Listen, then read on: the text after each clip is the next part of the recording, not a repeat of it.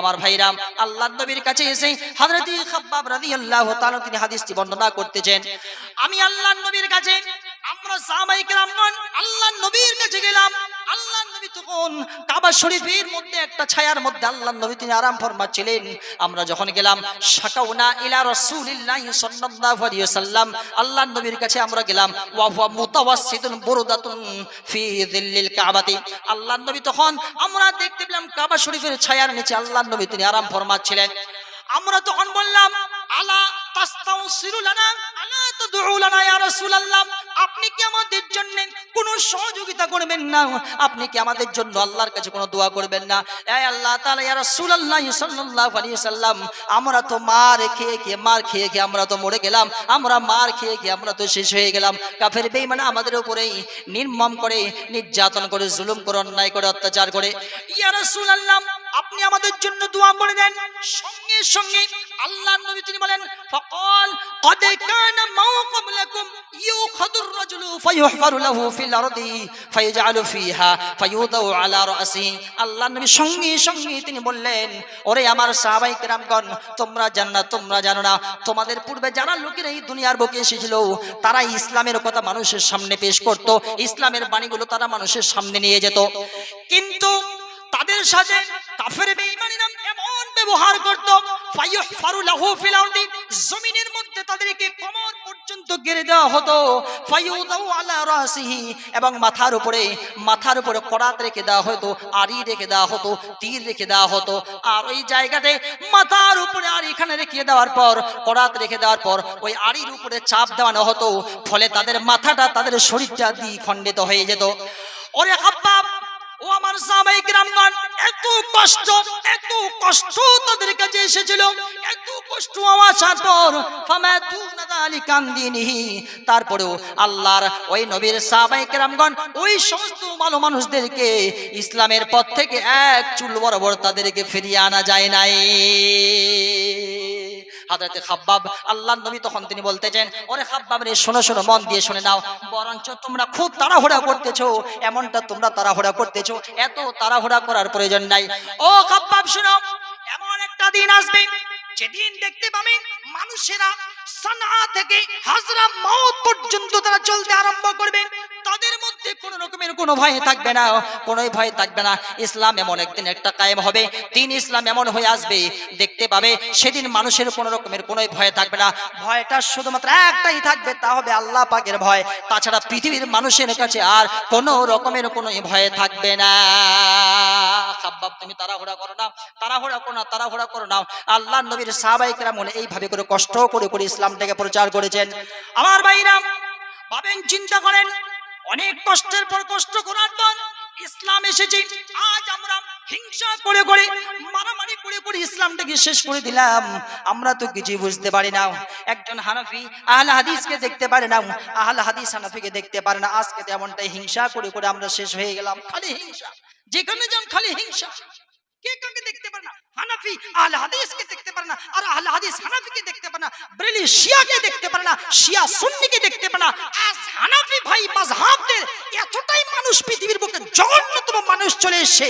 আমাদের যে কলিজার টুকরা, নয়নের স্পন্দন ডক্টর জাকির নায়েক, আমাদের ভারতবর্ষের কত বড় একটা গৌরব ছিল, যিনি আজ ভারতবর্ষের মাটিতে থেকে যেতেন। আমার মনে হচ্ছে তিনি যেই মাহফিলে যেতেন না কেন 50-100 এইভাবে করে মুসলমান তাই সে কবুল করতো। এমনটা আমরা দেখতে পেয়েছিলাম ভারতবর্ষের মাটিতে। আমরা যখন ডক্টর জাকির নায়েককে দেখতে পেলাম যে তিনি সর্বমুহূর্তে প্রত্যেক দিন মানুষদেরকে, বিধর্মীদেরকে, নন মুসলিমদেরকে ইসলামের ছায়াতলে তিনি অনেকগুলো রেফারেন্স দিয়ে তারপরে তিনি নিয়ে আসতেন। আজ ওই লোকটার বিরোধিতা করে আমরা আমাদের ভারত থেকে তাড়িয়ে দিয়েছি, রাখতে পারলাম। আজ ওই যে দেখেন, বেশুদিনের কথা নয়, ডক্টর জাকির নায়েকের পিছনে এমন লাগান লাগলো, একেবারে দেশ থেকে তাকে তাড়িয়ে দিল। ওই যে একটা মুর্শিদাবাদের একটা মানুষ, মুর্শিদাবাদের এক বক্তা, নাম তার জাহাঙ্গীর। আল্লাহ পাক যে কোন ভণ্ডামির কথা করে, স্টেজে এসে খালি এর বিরোধিতা করে।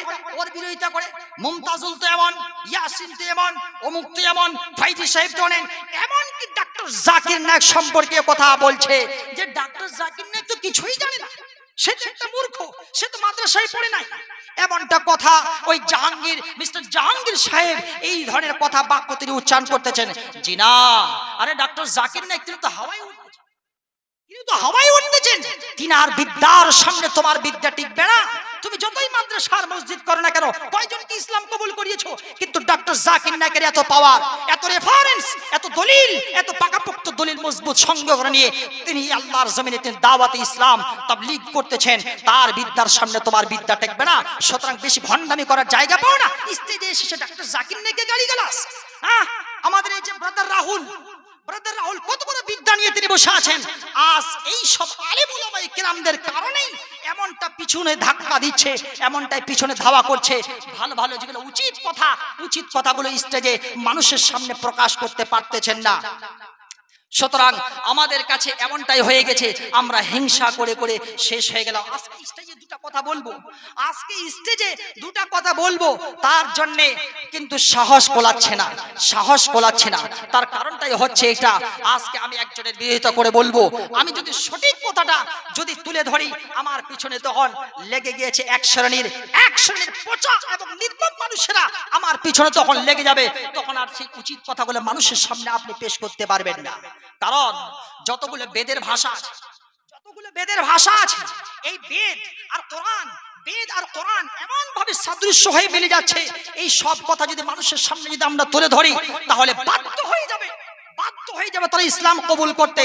কারণ এই জায়গায় বিশ্বনবী মুহাম্মদুর রাসূলুল্লাহ সাল্লাল্লাহু আলাইহি ওয়াসাল্লাম এর কথা বেদের ভাষাতেও অনেক জায়গায় পাওয়া যায়। আল্লাহর কথা পাওয়া যায়, নামাজের কথা পাওয়া যায়, আযানের কথা পাওয়া যায়। এই সব কথাগুলো হিন্দু ভাইদের সামনে প্রকাশ করবেটাকে যখনই আপনি বলতে যাচ্ছেন, তখনই কিন্তু আপনার পিছনে ধাওয়া করে যাচ্ছে।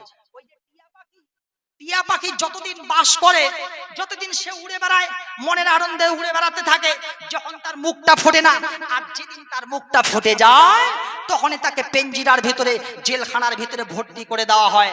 ঠিক তেমনটাই মুখটা যেদিন বেশি করে খুলে যাচ্ছে, তখনই তারা জেলের মধ্যে, জেলের কঠোরিতে বন্দী করে দিচ্ছে। সুতরাং সম্মানিত উপস্থিতি, হিংসা নয়, মারামারি নয়, এক আল্লাহর ওয়াহদাহুল্লাহ শরীক এই লাঠিটাকে মজবুত করে ধরে ফেলে। ওই যে তাফসীর ফি দিলালিল কোরআন, একখানা তাফসীর গ্রন্থের নাম তাফসীর ফি দিলালিল কোরআন। সাইয়্যিদ কুতুব রাহমাতুল্লাহ আলাইহি তিনি যখন এই কিতাবখানা, এই তাফসীরখানা যখন তিনি লিখলেন, লেখার পরে এক শ্রেণীর নির্মম এবং 50 শ্রেণীর মানুষগুলো তার পিছনে লেগে যাওয়ার পর তাফসীর ফি দিলালিল কোরআন এই গ্রন্থটা লেখার কারণে তাকে জেলের মধ্যে ভর্তি করে দেওয়া হলো।